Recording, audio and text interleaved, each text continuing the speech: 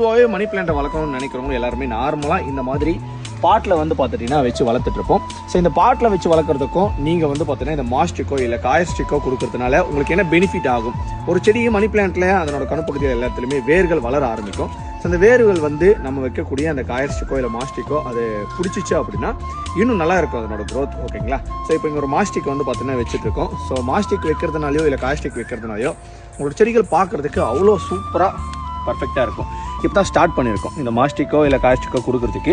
So once இந்த செடி வளரும் போது என்ன ஆகும் அப்படின்னா இதில் பிடிச்சிட்டு நல்லா புஷ்ஷாக இருக்கும். ஸோ பார்க்கறதுக்கு வந்து பார்த்தீங்கன்னா மணி பிளான்ட்டை நீங்கள் நர்சரியில் பார்க்கும்போது இந்த மாதிரி கொடுப்பாங்க தெரியுங்களா?